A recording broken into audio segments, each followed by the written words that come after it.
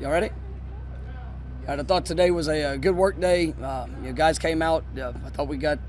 It was an intense practice. It was one that we got some good on good work.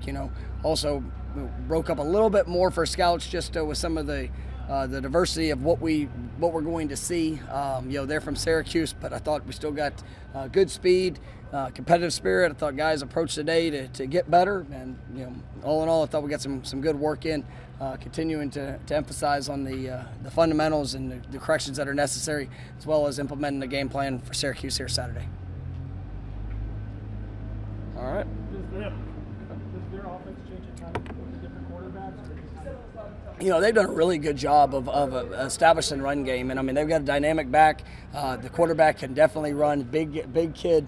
Has a good arm. It's just he has a great deal of talent. They're going to have a specific plan for him and what they want to do. We've seen a little bit of it implemented, but they're going to have a plan for us, and so we've got to make sure we're taking care of ourselves, communicating, doing a great job, and then we got to trust what we see, and then you'll be able to react to that with a relentless pursuit to the ball. How far is? We've asked you a few times during the course of the season, Norvell and how his growth continuing to. Yeah, there's some really good moments, and there's some things that he's just continuing to grow with, and just overall understanding. But I'm excited about the steps I'm seeing.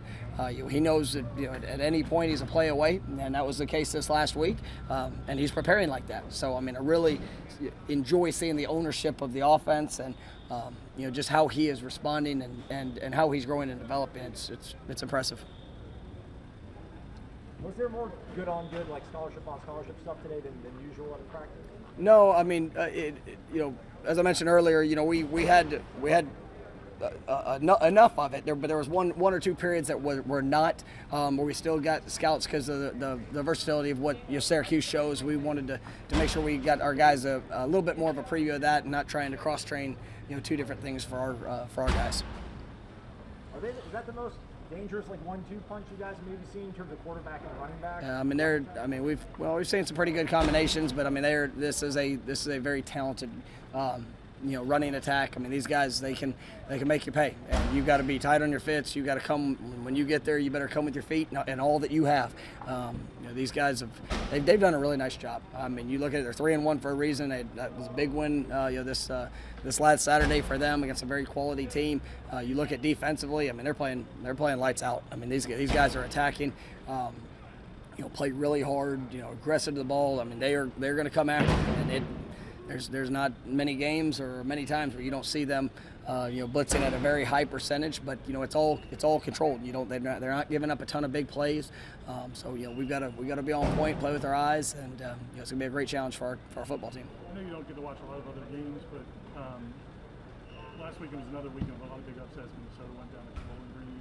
Does it seem like the gap between the quote-unquote power schools and the other schools is shrinking? I think there's a lot of factors that go into that. You talk about transfer portal, you talk about things that guys getting different opportunities. Evaluation and recruiting.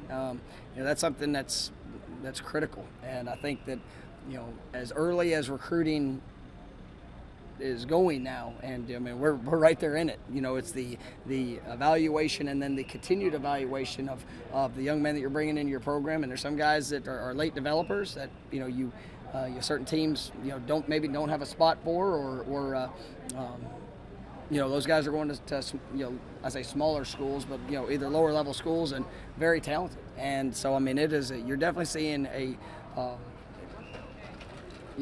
reduced separation when it comes to that in those. I was a part of that at the last place I was at. We were there. The number of top 25 wins that we had, it was probably didn't match up when it came to the recruiting part of it. But we identify and you do a good job in evaluations, and that's what we want. We want it all here.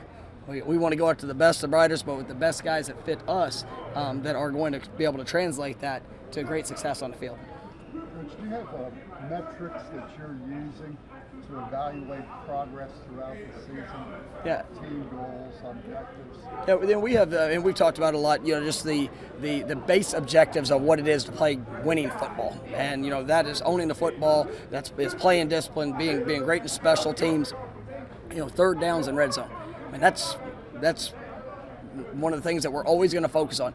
But then each week, there's a matchup, and what are the things in a matchup that we're going to have to do to be able to be successful. And I think that, and I'll always address that with the guys, throughout the course of the week, and we go back at the end of it, and you get graded on it, and it's pretty clear and evident the reasons why you come up short are we're not achieving at those areas that are essential for us to have success in any game, but then also having a focus to the individual week.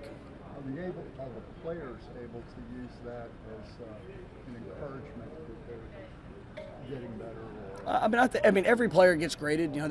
We have some position groups that are playing at a high level.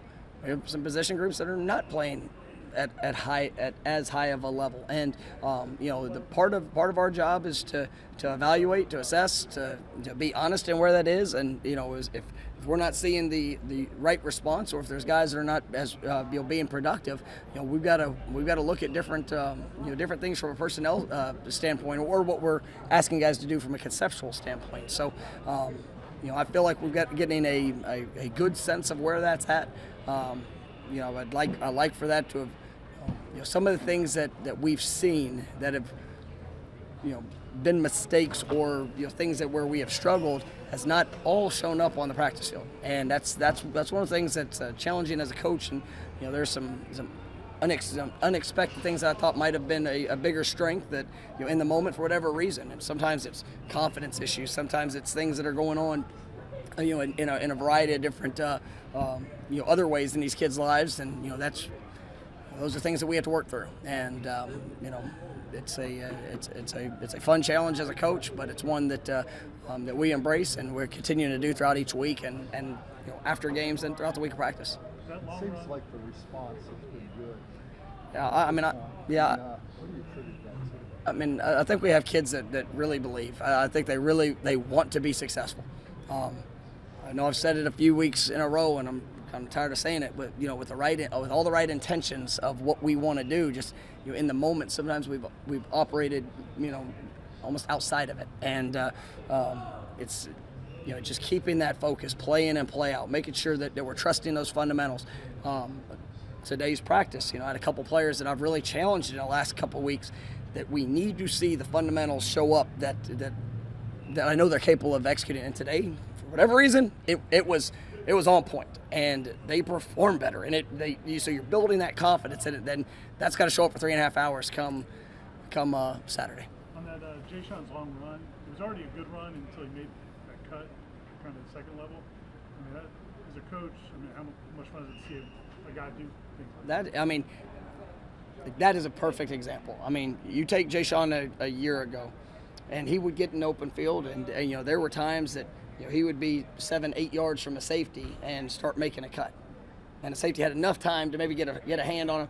I mean, that cutting the inside shoulder, that something we talk about, something we emphasize, but to see that the tracks that he was running, and the belief in that his feet would make him right, to be able to cut the inside shoulder, and that was a thing of beauty. And that is somebody that is bought into what he's trying to do, and trying to be the best guy that he can be, and then trusting what his ability is. That's one of the things you just gotta, as you're talking to these kids, you're giving those evaluations that we talked about. It's also just the belief that they can. And they just got to trust that in the moment. And I thought that was my favorite plays that we've had, because I know what we had seen, and I know what was put on display, and that growth that he's done, and the investment he's made is really showing up. How does Maurice make you guys better if he's able to go? I mean, just athleticism, toughness. I mean, just the things that he can do. It allows us to have a little bit more depth there inside. Bayvion's a guy that's played center and guard, so it allows that. If we need a rotation, or we need guys that might be battling through some things right now, it allows us a little bit more flexibility there. Maurice is a really good player. Last year he's a freshman All-American for a good reason. I thought he showed growth. He's bigger, stronger, more confident in the calls and the ownership of the offense. So, I'm excited about the steps I've seen from him, and hopefully we'll be able to see where he's at here as the week goes on. But it's good to see him getting work today. You and Kenny are very like-minded, but is there enough kind of differing that you like between you and Kenny philosophically, that there's good ideas being kind of shared? If there was 10 down in distance. No, and that's and that's one of the things that I've always liked about him is that you know, he is very transparent in his feelings and thoughts, and so it is. We definitely do not always agree. We always have the same mindset of what we're trying to do and how we want to do it. But I don't want a staff where everybody's just, oh yes, this is what it. That's not a good. You're not going to have enough creative and challenging thoughts to be able to. As a coach and as a leader, I think it's always important that you have to be able to explain your why, because for kids nowadays, they need to hear it. You can, the days of old, just do what I tell you to do. That doesn't work. I mean, there's too much out there. So being able to explain the why, and there's times that, well, why do we do this on this certain play? Well, why are we doing this? Why do I want that done? If I can't explain that, then I probably need to rethink and reflect on what we're asking guys to do. And so, we've had that type of relationship, for many years. And, I think that's one of the things that allows us to work well together. I mean, there's times that it's probably irritating working together, but I enjoy Coach Dillingham, and I think he's a really sharp coordinator, football coach, and I mean just the way that he approaches the work is, it's impressive. Anything else? Just last one. Is the running game going to maybe start to become more of an identity than you thought, perhaps going into the season as the season? Well, I think it's been a pretty good piece of the identity. You also have to. There's a lot of factors that go into it. And it's one, what are you getting? There's times that we're going to run into questionable numbers and put guys in in the best one-on-ones possible. But then on the flip side of it, there's game situations that go into play with it. We've been pretty patient in regards to allowing the run game to kind of get us back into even when we've been down, and those are things it is an identity in my mind. But when you look at the number of third down calls, some of the situations that show up, we're also not just going to be blindly take away of what we're getting, the opportunities that we see, and then also some of what the situations you can almost force us to do at times. All right, thanks, guys. All right, thanks guys.